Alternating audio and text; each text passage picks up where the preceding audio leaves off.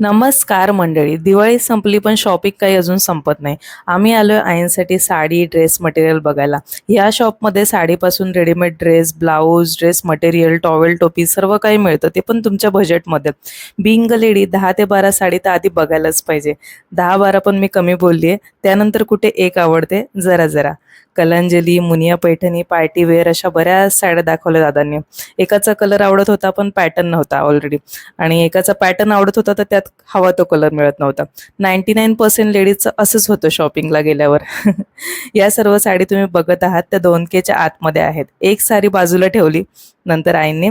नंतर मग त्या वळल्या ड्रेस मटेरियलकडे. त्यात त्यांचा रंग फिक्स होता. व्हाईटमध्ये त्यांना हवं होतं. फॅब्रिक खरंच खूप छान होतं. नंतर त्यांनी रेडीमेड ड्रेसचे 3 पीस सेट पण दाखवले. प्रांजल आणि श्री गणेशचे खूप छान क्वालिटी होती त्यांची. मग आमच्या आई अजून कन्फ्यूज झाला कोणत्या घेऊ आणि कोणत्या नाही. मग त्यांनी एक रेडीमेड ड्रेस आणि एक मटेरियल असं दोघंही घेतलं. दोघांपैकी कोणालाही नाराज नाही केलं आईंनी. आणि साडी तर घेतलीच होती. तर आम्ही शॉपिंग केली कराडमधल्या रूप कलर्स साडीच्या शॉपमधून. याआधी इथून बऱ्याच साड्या घेतल्या आहेत. हे शॉप कराड अर्बन कोऑपरेटिव्ह बँकच्या अपोजिटला मस्जिद रोडला माधुरी वुलन हाऊसच्या एक्झॅक्ट अपोजिटला आहे. रेडीमेड ब्लाऊजचं कलेक्शन खरंच खूप सुंदर होतं. ते पण फक्त 300 रुपीजला.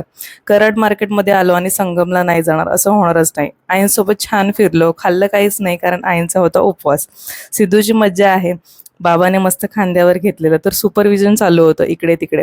लहान मुलांचं जे जे खेळायचं होतं ते हळूहळू चालू होत होतं. आई बोलल्या पाण्याजवळ जाऊ जरा. मग चालत चालत किनाऱ्यापर्यंत आलो. आई आमच्या खूप हौशी. त्या पाण्यात गेल्या चप्पल काढून असंच. लहानपणी बीचवरती गेलो की शंख शिंपले गोळा करायचा वेळ प्रत्येकालाच असतं. आईंना आणि ह्यांना छोटासा शंख दिसला. पाणी तसं नितळ होतं.